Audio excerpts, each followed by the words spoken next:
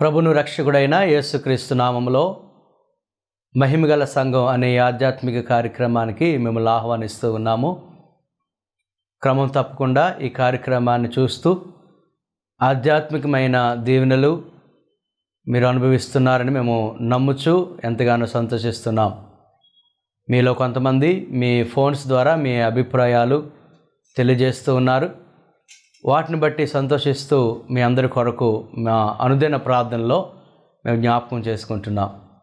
ఈరోజు దేవుని యొక్క వాక్యంలోకి మనం వెళ్దాము. గతంలో దైవ సంబంధమైన విషయాల్లో, ఆత్మ సంబంధమైన విషయాల్లో మనం ఎదగవలసిన వారమే ఉన్నామన్న సంగతి మనం నేర్చుకున్నాం. కేవలము భౌతిక సంబంధమైన విషయాల మీద మాత్రమే మన దృష్టి పెట్టకుండా మనము పరలోక సంబంధులము గనుక, ఆత్మ సంబంధులము గనుక ఆత్మ సంబంధమైన విషయాల మీద మన మనసు పెట్టుకోవాలి. కొలస్సీలకు రాసిన పత్రిక 3వ అధ్యాయం 2వ వచనంలో పైనున్న వాటి మీదనే గాని భూ సంబంధమైన వాటి మీద మనస్సు పెట్టుకొనకూడి అని అపోస్తలుడైన పౌలు కొలస్సీ సంఘానికి చెప్తా ఉన్నాడు. ప్రియులారా, మనము పరలోకము నుంచి భూమి మీదకి పంపబడిన యాత్రికులము. అందుచేత మన మనస్సు, మన హృదయం అంతా పైనున్న వాటిని వెతకాలి. అలాగని భౌతికమైనవి మనకు అవసరం లేదని కాదు, కానీ వాటికన్నా పైనున్న వాటి మీద మనం దృష్టి పెట్టాలి. ఆ విషయాల్లో మనం ఎలాగ ఎదుగుచున్నామో మళ్ళీ మనం పరిశీలన చేసుకోవాలి. విశ్వాసులుగా ఉన్న మనము భౌతిక సంబంధమైన ఆశీర్వాదముల మీద మాత్రమే కాక ఆత్మ సంబంధమైన విషయాల మీద మనం మనసు పెట్టుకోవాలి. ఈరోజు ఈ ఎదుగుట గురించి మరికొన్ని విషయాలు మనం నేర్చుకుందాం. ఎదుగుచున్న సంఘానికి ఒక మంచి ఉదాహరణ ఆది సంఘం, యెరూషలేములో ఉన్న ఆది సంఘం. ఒక వాక్య భాగాన్ని మనం చదువుకుందాము. అపోస్తల కార్యములు 2వ అధ్యాయము 41వ వచనం నుంచి 47వ వచనం వరకు మనం చదువుకుందాం. కాబట్టి అతని వాక్యం అంగీకరించిన వారు బాప్తిసం పొందిరి. ఆ దినమందు ఇంచుమించు 3,000 మంది చేర్చబడిరి. వీరు అపోస్తలుల బోధ యందును, సహవాసమందును, రొట్టె విరుచుట యందును, ప్రార్థన చేయుట యందును ఎడతెగకయుండిరి. అప్పుడు ప్రతివానికి భయం కలిగెను. మరియు అనేక మహత్కార్యములను సూచక్రియలను అపోస్తలుల ద్వారా జరిగెను. విశ్వసించిన వారందరూ ఏకముగా కూడి తమకు కలిగినదంతయు సమిష్టిగా ఉంచుకునిరి. ఇదియుగాక వారు తమ చరస్థిరాస్తులను అమ్మి అందరికిని వారి వారి అక్కర కొలది పంచిపెట్టిరి. మరియు వారేక మనస్కులై ప్రతిదినము దేవాలయంలో తప్పక కూడుకొనుచు ఇంటింట రొట్టె విరుచుచు దేవుని స్తుతించుచు ప్రజలందరి వలన దయ పొందిన వారై ఆనందముతోనూ నిష్కపటమైన హృదయముతోనూ ఆహారము పుచ్చుకొనుచుండిరి. మరియు ప్రభువు రక్షణ పొందుచున్న వారిని అనుదినము వారితో చేర్చుచుండెను. దేవుడి వాక్యాన్ని మన వెనుకల్లో దీవించునుగాక. ప్రియులారా, పెంతెకొస్తు దినమందు 120 మంది మార్కు తల్లి అయిన మరియ మేడగదిలోనికి వెళ్ళి యేసుక్రీస్తు వారు చేసిన వాగ్దానం కొరకు, అనగా పరిశుద్ధాత్మ నింపుదల కొరకు వారు కనిపెడతా ఉన్నారు. వారు ఎడతెగక ప్రభువుని ప్రార్థించినప్పుడు పరిశుద్ధాత్ముడు వారి మీదకి కొమ్మరింపబడి వారు ఆత్మబలాన్ని పొందుకున్నట్లుగా మనం చూస్తూ ఉన్నాం. వారందరి మధ్యలో పేతురు నిల్చుని దేవుని యొక్క వాక్యాన్ని, అనగా సువార్త వాక్యాన్ని అక్కడ అనేక దేశముల నుంచి వచ్చిన ప్రజలకు ప్రకటన చేశాడు. ఆ వాక్యాన్ని వినిన వారిలో 3,000 మంది వాక్యాన్ని అంగీకరించి వారి పాపాలు ఒప్పుకొని మారు మనసు పొంది రక్షణ పొందారు అనే సంగతి అపోస్తల కార్యం 2వ అధ్యాయంలో మనం గమనించవచ్చు.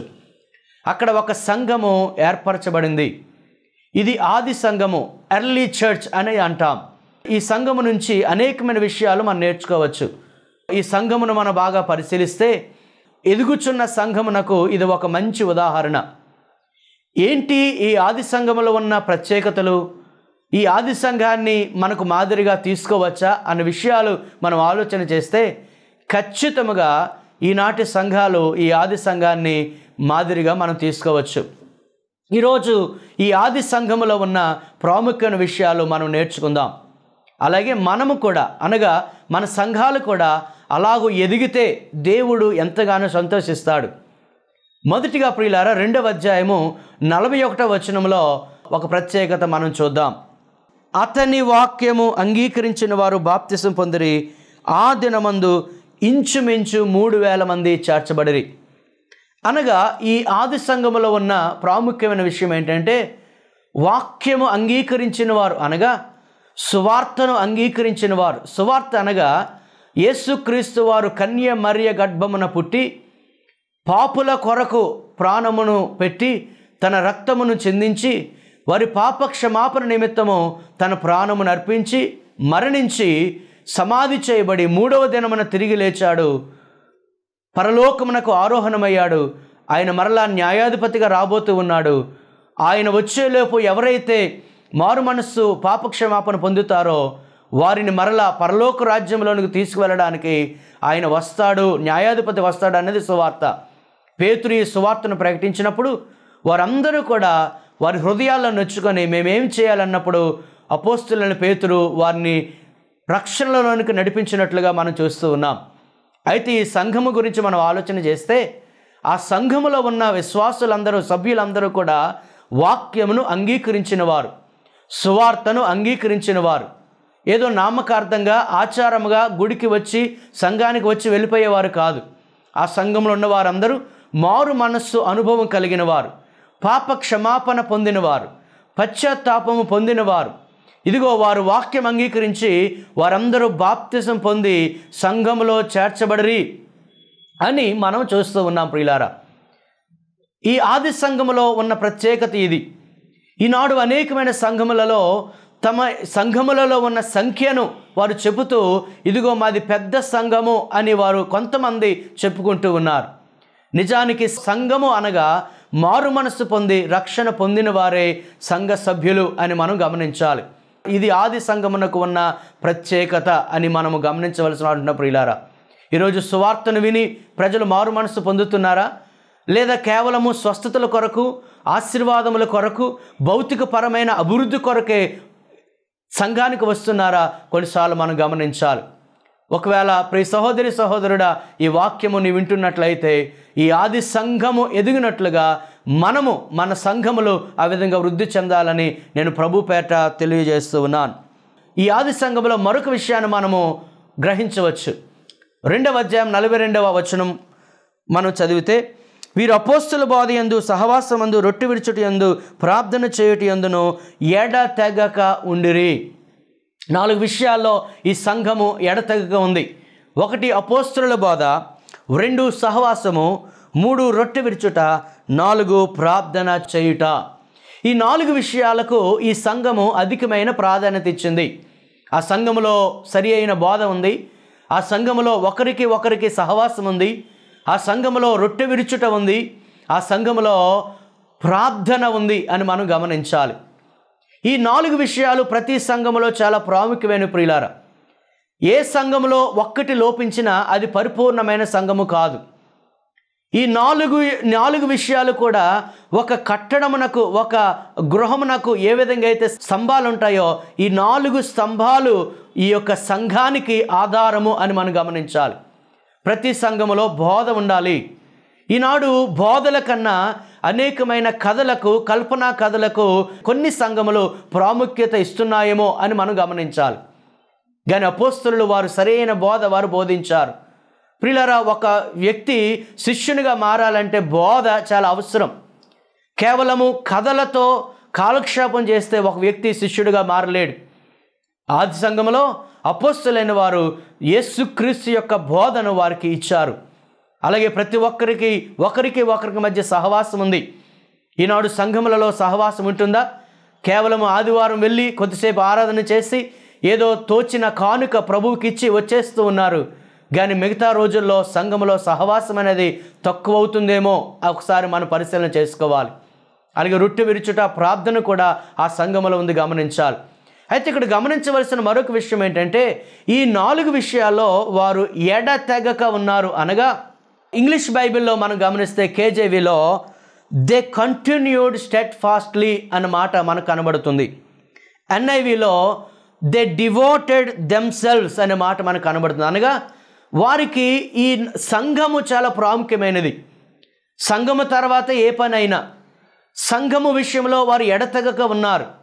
సంఘానికి వారి జీవితాల్లో మొదటి ప్రాధాన్యత ఇచ్చారు. అందుకే సంఘము అంటే వారికి ఎంతో ఇష్టము ప్రియులారా. అందుకే వారు ఎడతెగక తమ సమయాన్ని సంఘం కొరకు ఇచ్చారు అని మనం గమనించాలి. మరొక రీతిగా మనం ఆలోచన చేస్తే వారు ఏమి చేసినా సంఘమును గురించి వారు ఆలోచన చేసేవారు. సంఘము ఎడల అంత నిష్ఠ వారికి ఉండేది. సంఘము ఎడల అంత భక్తి శ్రద్ధ వారికి ఉండేది. సంఘము వారికి ఉపయోగకరంగా ఉండాలి అన్నట్టు వారు సంఘము కొరకు చూడలేదు. కానీ సంఘమునకు నేనేం చేయాలి, సంఘములో నేను ఎలాగుండాలి, సంఘమునకు నా సమయం ఎంత ఇవ్వాలన్నది వారి యొక్క ఆలోచన. ప్రియులారా, వారు ఈ 4 విషయాల్లో ఎడతెగక ఉన్నారు. కంటిన్యూవల్లీ అనగా నిరంతరము కూడా సంఘమును గురించిన ఆలోచన వారికి ఉంది. ఉదాహరణకి సంఘ కార్యక్రమాల కంటే వారి సొంత పనులు వారికి ముఖ్యము కాదు.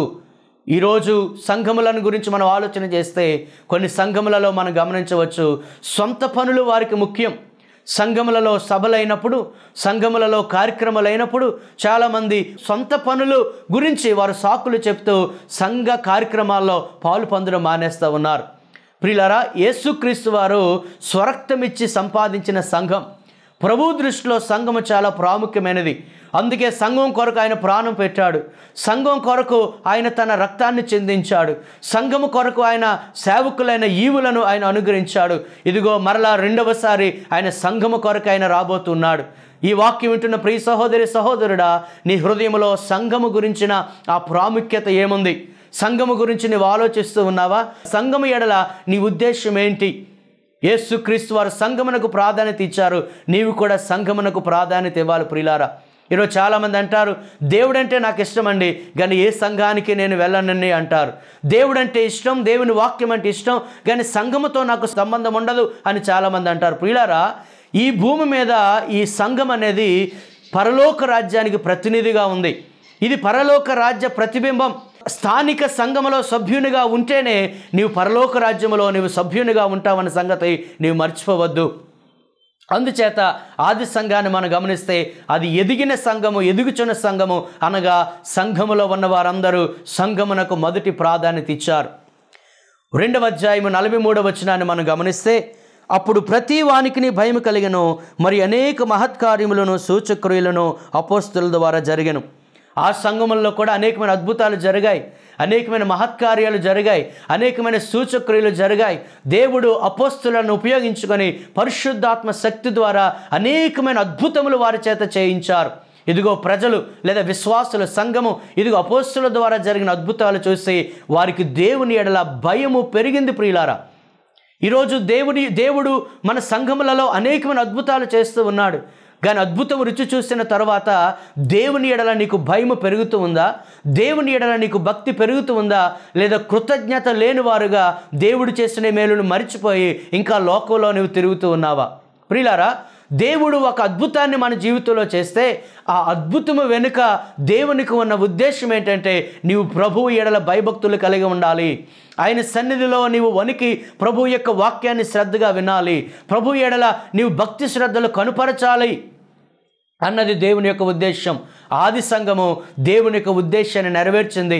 ఆ సంఘంలో ఉన్న వారందరూ కూడా ఈ అద్భుతాలు చూసినప్పుడు దేవుని ఎడల వారికి భయము కలిగింది అన్న సంగతి మనం మర్చిపోకూడదు. ప్రియులారా, అపోస్తలుగా 2వ అధ్యాయం 44వ వచనాన్ని గమనిస్తే ఆది సంఘములో మరొక సంగతి మనకు కనబడుతుంది.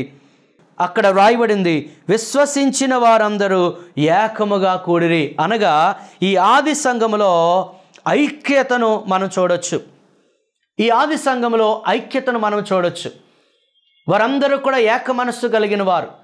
అప్పటికే 120 మంది ఉన్నారు. 3000 మంది రక్షణ పొంది ఆ సంఘములో వారు చేర్చబడ్డారు.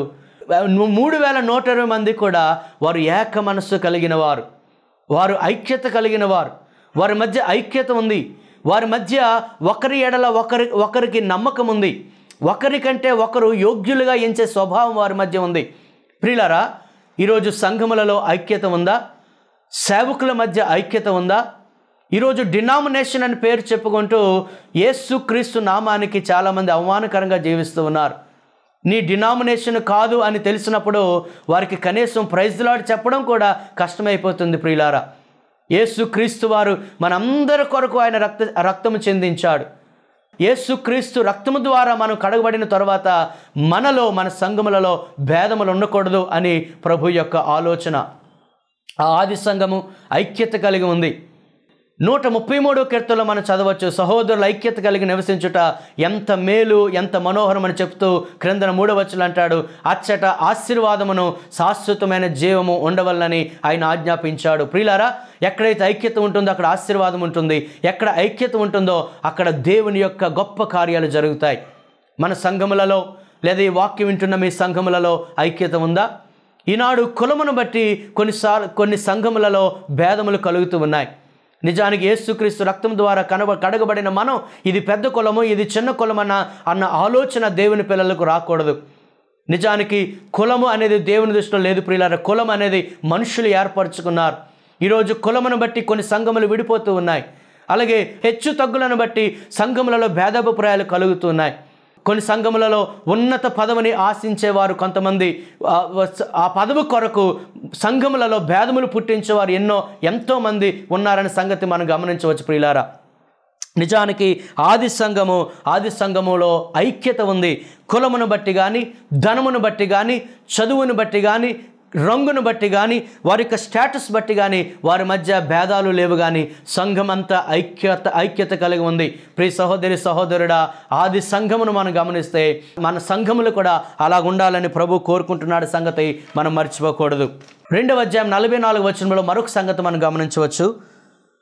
విశ్వసించిన వారందరూ ఏకముగా కూడి తమకు కలిగినదంతయు సమిష్టిగా ఉంచుకుని 45వ వచనం, ఇదియుగాక వారు తమ చర స్థిరాస్తులను అమ్మి అందరికీ వారి వారి అక్కర కొలది పంచిపెట్టిరి. ఇక్కడ మన ఆది సంఘంలో మరి యొక్క సంగతి మనం గమనించవచ్చు. Early church is a sharing church. ఈ యొక్క ఆది సంఘము విశ్వాసుల యొక్క అక్కరలను ఎరిగి వారి వారి అక్కర కొలది స్పందించి ఒకరికి ఒకరు సహకరించుకునే సంఘం ప్రియులారా. అది వారి మధ్య ఉన్న సహవాసును బట్టి ఒకరికి తెలుస్తూ ఉంది. ఈ ఆది సంఘం ఒక కుటుంబం వల్ల వ్యవహరించింది అని మనం గమనించాలి. ఉదాహరణకి ఒక వ్యక్తి దగ్గరికి తన యొక్క సహోదరి లేదా సహోదరుడు లేదా తన స్నేహితుడు ఇద్దరు కూడా వచ్చి ఒక 5,000 లేదా 10,000 రూపాయలు సహాయం అడిగినట్లయితే ఆ వ్యక్తి తప్పనిసరిగా స్నేహితునికి కాదు కానీ తన సహోదరునికి లేదా సహోదరికి ఇస్తాడు. ఎందుకంటే అతని రక్తము పంచుకొని పుట్టిన బిడ్డ గనుక.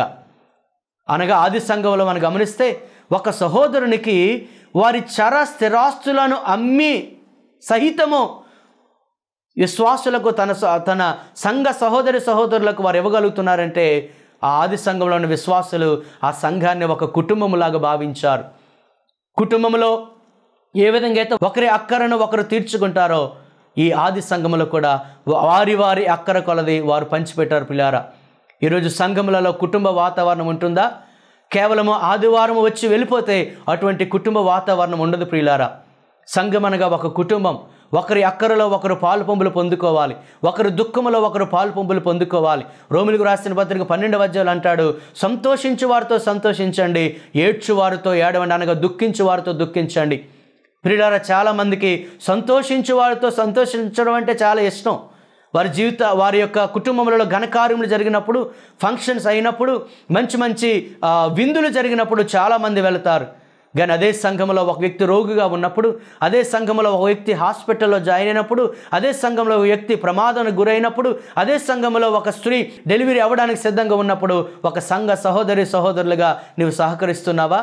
కానీ ఆది సంఘము ఒక్కొక్కరి అక్కర ఎరిగిన వారే అవసరమైతే వారి చర స్థిరాస్తులను అమ్మి సైతము సహోదరుల యొక్క అక్కరలు తీర్చారు ప్రియులారా. దేవుడు నీకు నాకు ఈ యొక్క ఆధిక్యత ఇచ్చింది ఎందుకనగా పరిశుద్ధుల అవసరములలో మనం పాలు పొందాలి. ఈ ఆది సంఘాన్ని చూస్తే అది ఎదుగుచున్న సంఘము, ఎదిగిన సంఘము అని మనం తప్పనిసరిగా చెప్పాలి. 46వ వచనాన్ని మనం గమనిస్తే, వారేక మనస్కులై ప్రతి దినము దేవాలయంలో తప్పక కూడుకొనుచు ఇంటింట రొట్టె విరుచుచు దేవుని స్తుతించుచు ప్రజలందరి వలన దయ పొందినవారు. అందులో మనం గమనిస్తే ప్రతి దినము దేవాలయంలో తప్పక కూడుకొని ఇంటింటా కూడా వారు కూడుకునేవారు. వారి సహవాసము కేవలం దేవాలయమునకు ఆదివారం ఆరాధనకు మాత్రమే పరిమితము కాదు. సమయం దొరికినప్పుడల్లా గృహములలో కూడుకొని దేవుని ఆరాధించేవారు, దేవుని స్తుతించేవారు. ఈరోజు ప్రియులార సంఘములలో కేవలం ఆదివారం ఆరాధనకు మాత్రమే విశ్వాసులు పరిమితం అయిపోతున్నారు. కానీ దేవుడు ఈరోజు మనతో మాట్లాడుతూ ఉన్నాడు. సమయం దొరికిన కొలది మనం అధికంగా సహవాసం చేయాలి. అందుకే హెబ్రీలకు రాసిన పత్రిక 10వ అధ్యాయం 24, 25 వచనాలు మనం గమనించినట్లయితే, కొందరు మానుకొనుచున్నట్టుగా సమాజముగా కూడుట మానక ఒకరినొకడు హెచ్చరించుచు ఆ దినము సమీపించుట మీరు చూచిన కొలది మరి ఎక్కువగా అలాగు చేయొచ్చు, ప్రేమ చూపుటకును సత్కార్యములు చేయుటకును ఒకరినొకడు పురుకొల్పవలనని ఆలోచింతుము. ప్రియులారా, ప్రభు దినము సమీపంగా వచ్చే కొలది దేవుని పిల్లలైన వారు తరచుగా కూడుకోవాలి, తరచుగా దేవుని ఆరాధించాలి, తరచుగా సహవాసం చేయాలి, తరచుగా వారి వారి సుఖ దుఃఖములలో పాల్పొంపులు పొందుకోవాలి. ప్రియులారా, ఆది సంఘములో ఉన్న ప్రత్యేకత అది.